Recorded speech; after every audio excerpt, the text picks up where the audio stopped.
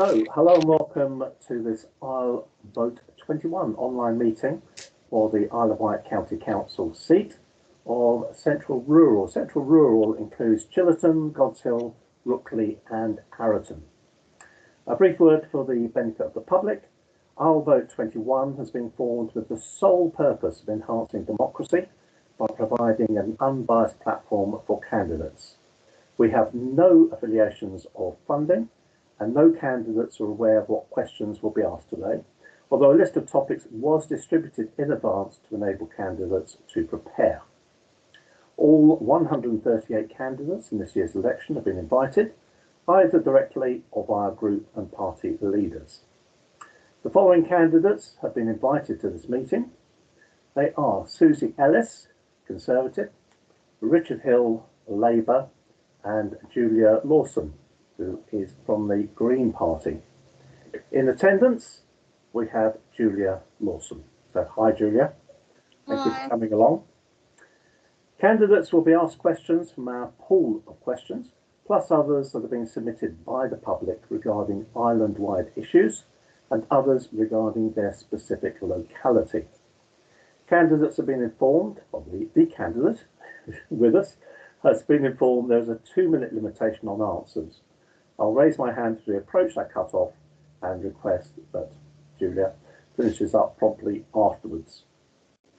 Before that commences, Julia, would you like to spend 2 minutes giving us a personal statement, and at the end there'll be 2 minutes to wrap up as well. So thank you for coming. Pleasure to meet you. Thank you.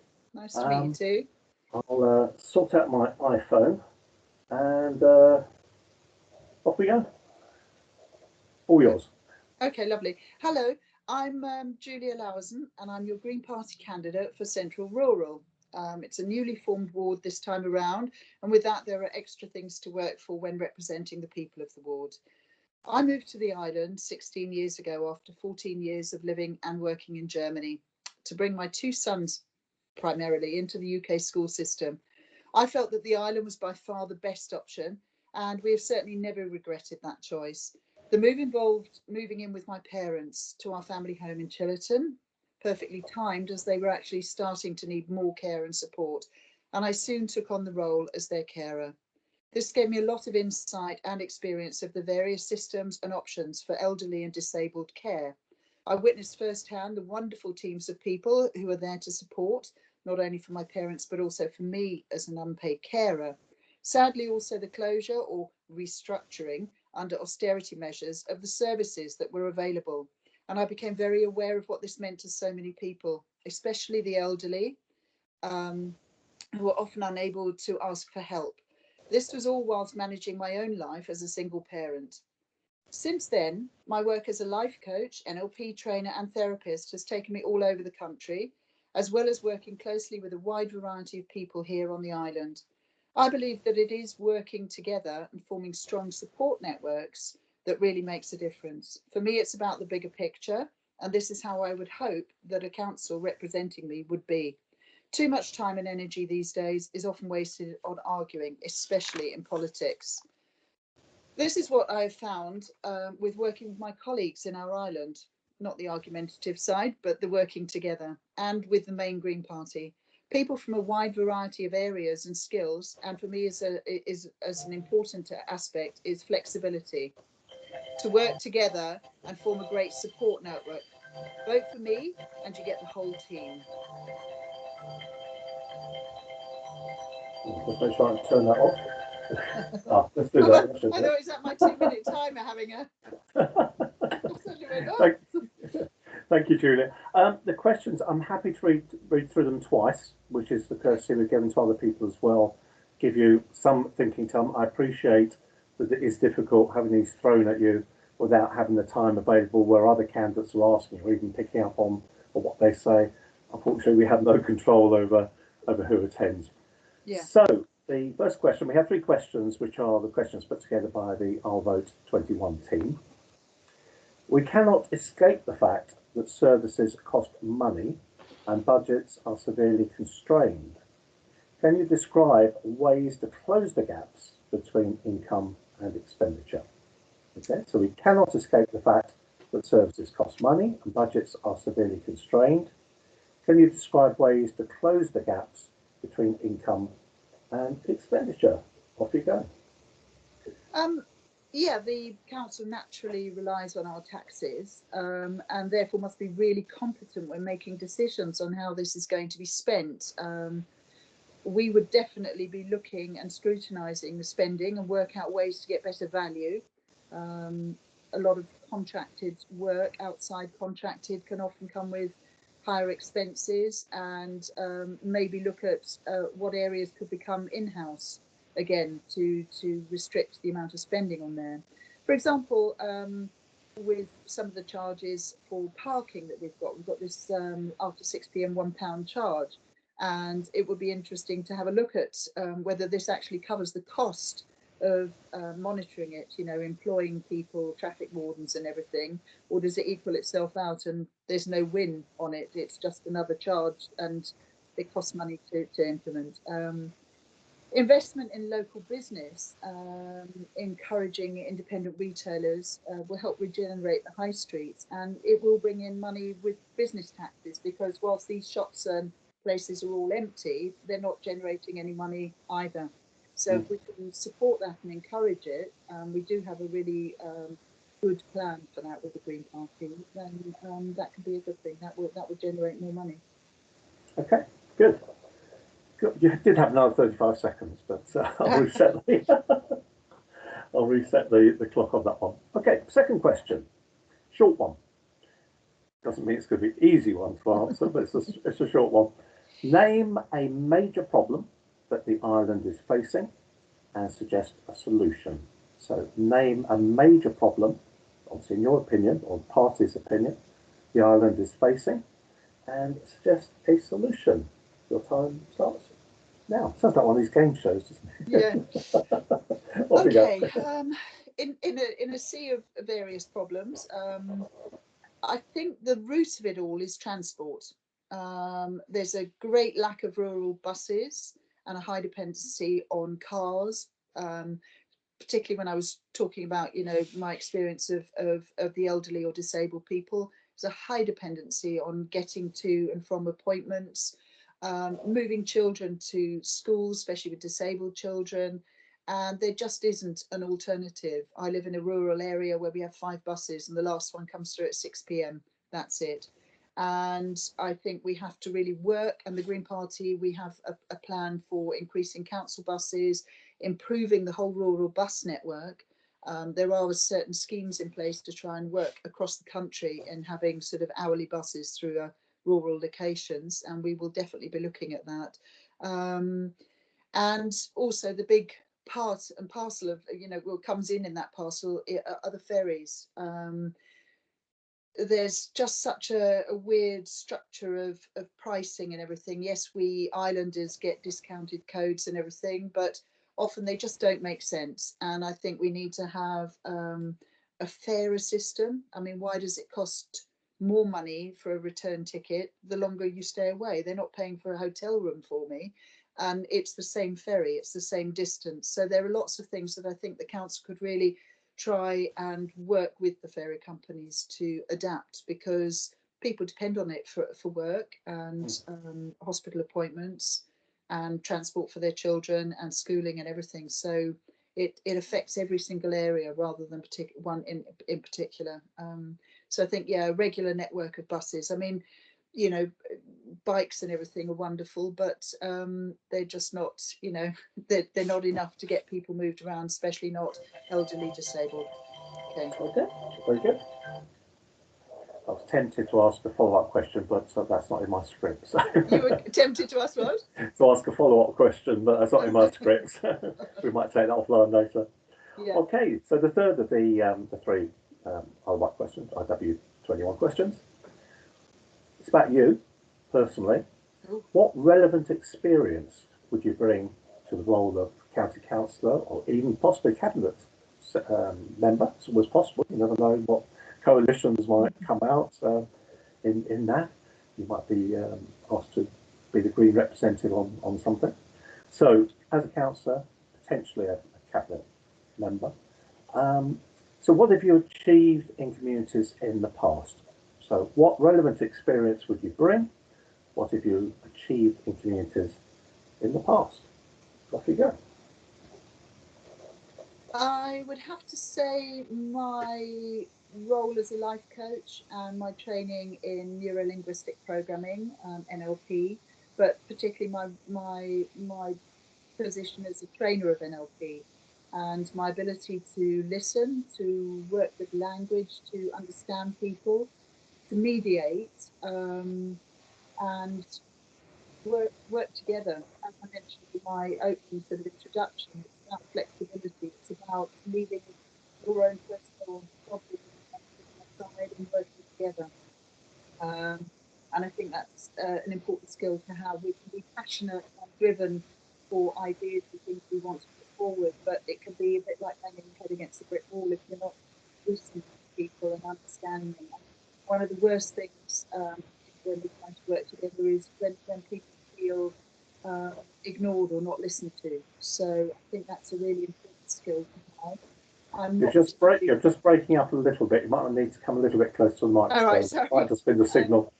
Yeah, it's. I think it's an important skill to have. I think it's something that you don't often find in politics. People can get very clever sort of speeches and things written for them, but actually to spend time with the public and to work in that way, that I would say is my superpower for that. You know, my skill.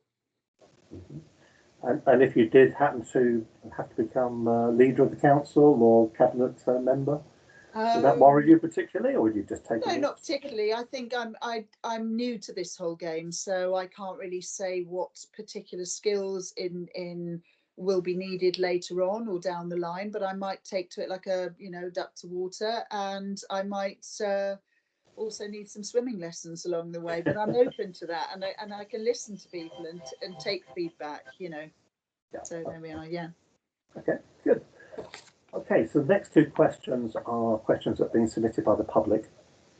First one, which I think is probably well up your street, as a Green Party member. How would you work to encourage less reliance on motor vehicles and develop more sustainable methods of transport? So how would you work to encourage less reliance on motor vehicles and develop more sustainable methods of transport?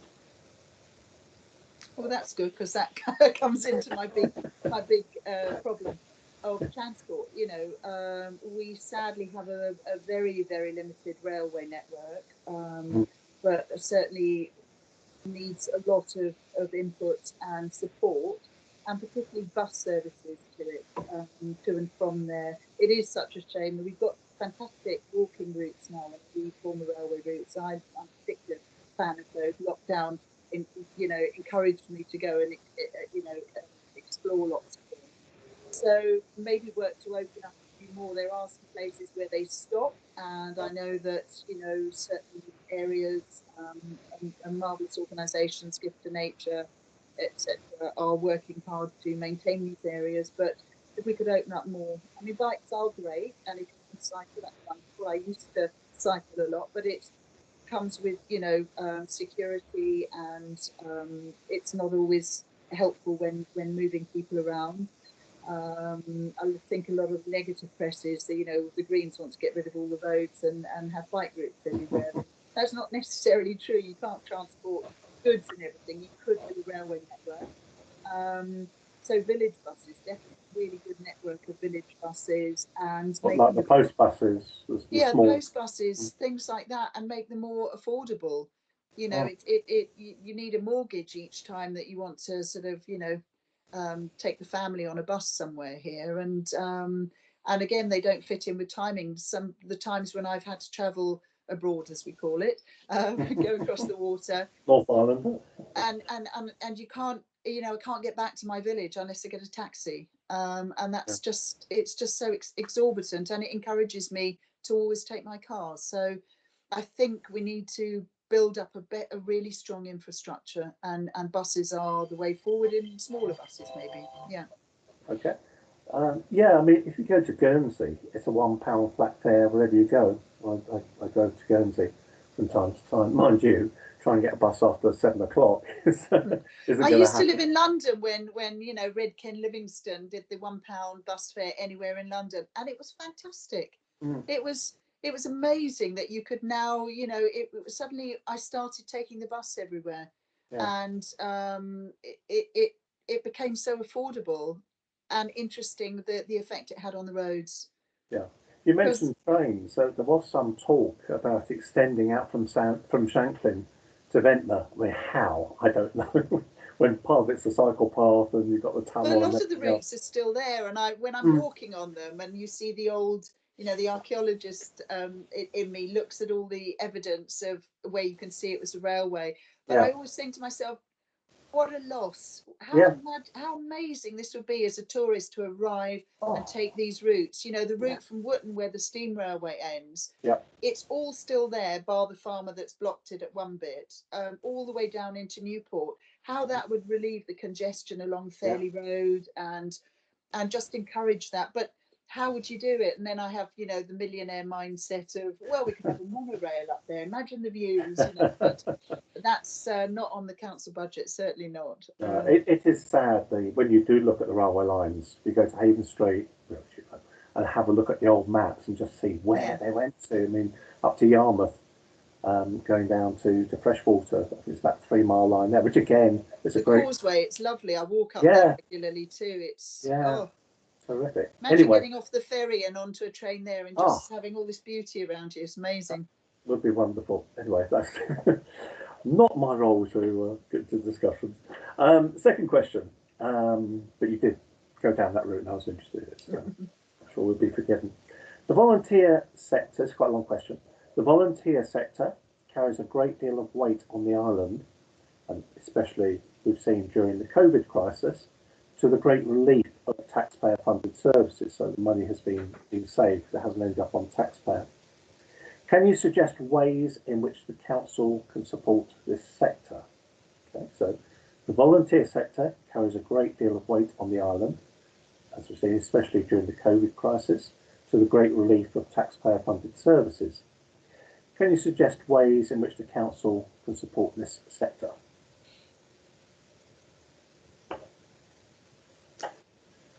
I'd like to say, just trying to think. I was going to try and be a bit funny there and say no. There are so many different levels of volunteer services, and they have been amazing with mental health support.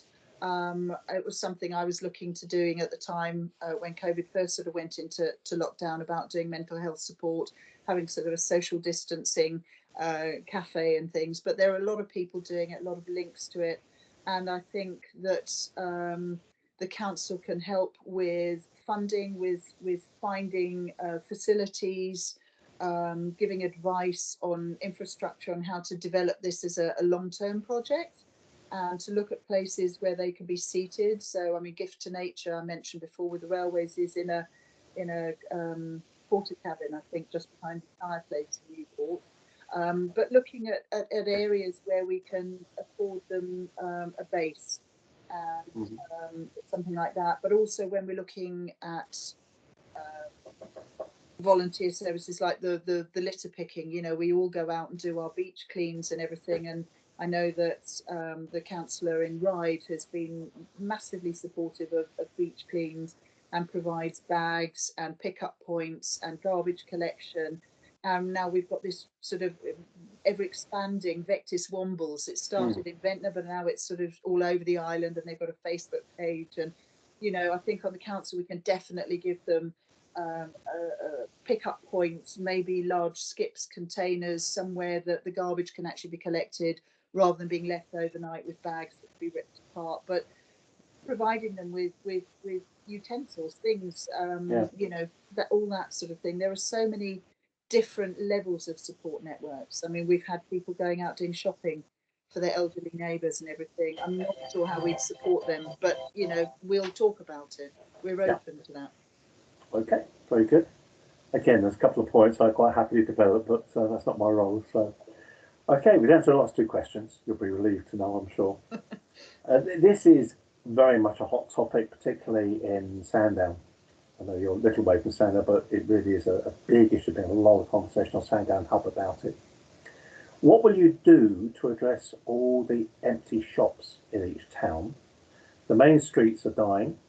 What should the council do to specifically address this issue? So, what will you do to address all the empty shops in each town? The main streets are dying.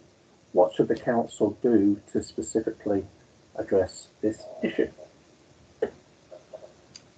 Right, well, we do have a plan for helping regenerate the high street, because for too long we've had businesses that have opened up, all good intentions, great business ideas. The council has given them a year, let's say half, I'm not particularly sure, but I think it was about 50% business rate deduction. And these people work really hard and try and build a business.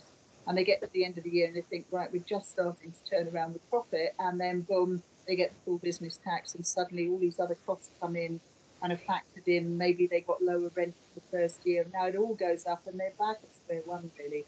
And they've not been helped to have a larger, wider business plan.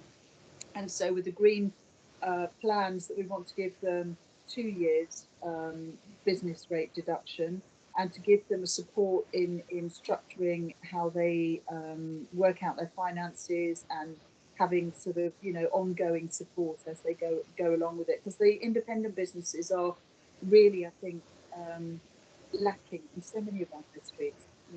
We started seeing that when it just became phone shops and everything, and it was taking away kind of the heart and soul of it. And there are so many important people out there. I'd love to see larger properties maybe being converted into almost like indoor markets, but with smaller sections that people can rent off each other, like department stores started doing to make a living, selling off that corner or renting out that area for maybe an independent designer.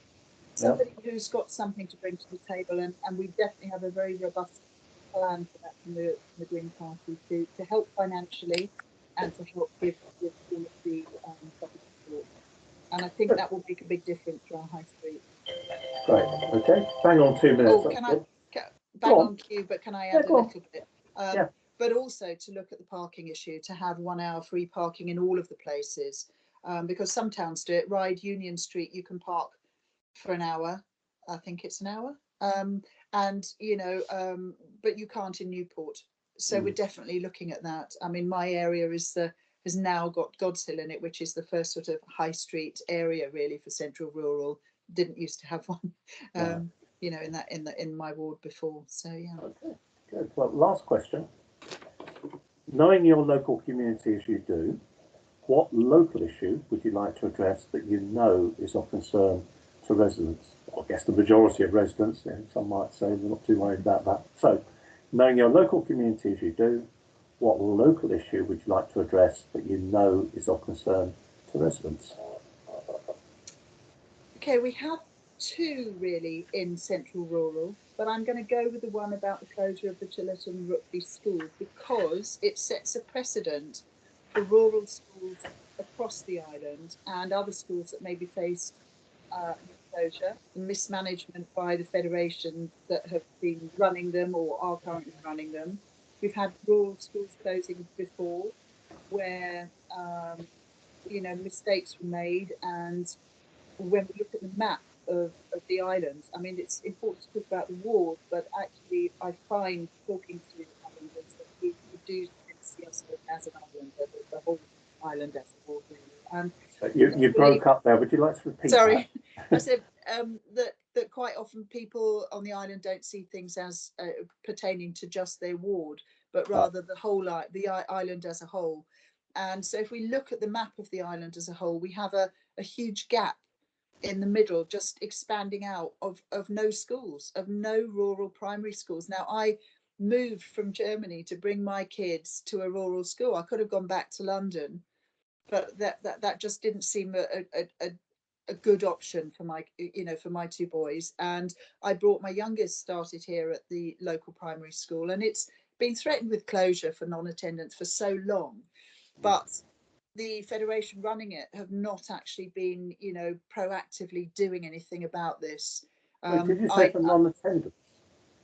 Did I Sorry? mishear? Did you say for non-attendance they were closing it? Did I say non-attendance? I thought that's what I heard, which was No, low. There aren't many people. The low numbers. They've not been on the managing it roll. properly. Sorry. Right. It might have been me. I've got rural internet. It's central rural Wi-Fi here. I've got dodgy hearing. Yeah. So we are looking. There are plans to obviously to fight to keep it open, but there are also plans to develop a flexi school, which is a very sort of modern way of thinking to incorporate a lot of the homeschoolers on the island. And I've attended lots of meetings also with the free school in Ventnor, and looking at building plans and how we can actually reach these people and bring some of those children for a few days a week into the national curriculum and to involve parents and everything. And it's quite an exciting time. It's something new for post-COVID. Let's go in some different directions and really serve the people of our island. So I think that's one of the really big issues facing us at the moment, because it could be a really good model for lots of other areas. I think we need models. We need to look at different ways of organising. It's the same as, going into work. How many people are now going to spend 5 days a week in an office when they're more likely to do two? When they get up there, they're going to be hot desking and all sorts of, only 4 people in the lift at one time, so cramming 20 in or whatever. I was listening to an interesting talk on Radio 2 about how we really so far only experienced about 1% of the fallout of this pandemic.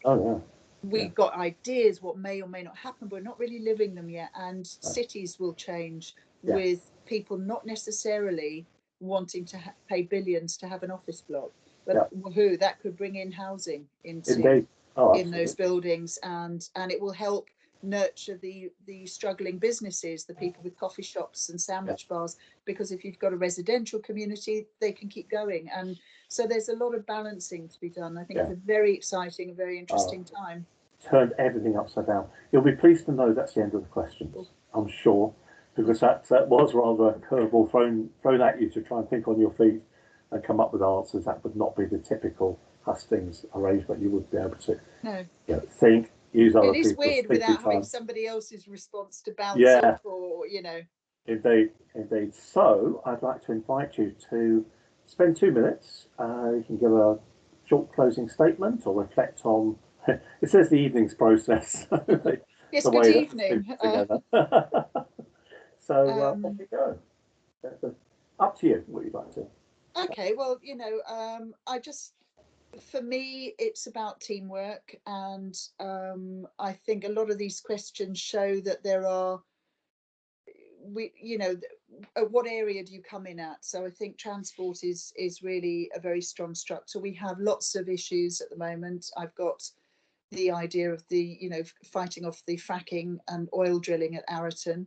I haven't mentioned that so far because quite a lot of the people in the ward aren't really I won't say bothered, but don't really see it on their doorstep, and it's not so tangible for them at the moment, but it's definitely something to prevent from ever taking place, because it's a major issue for us. But that said, I just like the words of our leader, co-leader, Jonathan Bartley, of saying that having a green in the room changes everything. When we come together, we empower local communities and work across party political lines. We make real change happen for both people and the planet. And it's that I'd just like to close with, I think. Okay, very good. Julia, thank you very much for attending the IsleVote21 meeting. Thank you. It is about democracy. It is about the opportunity to be heard for the electorate in central rural, but wider across the island, to hear your views, hear your ideas in a way that isn't normally possible through an election leaflet and perhaps a brief chat on the doorstep if Canvas has managed to get round in any case, wearing a mask on and charging about. So I hope you found it's a good platform to express your views, and I'm sure it's helped to crystallise some of your ideas as well, some of your thoughts. Definitely been very useful, and thank you for inviting me. It was a little bit scary at first, but like it's a good run up. It's good practice. Indeed. See, I'll just pop that off. Okay, so if you hold on, I'll stop the recording. So he says hopefully stop recording. Yeah, that's done.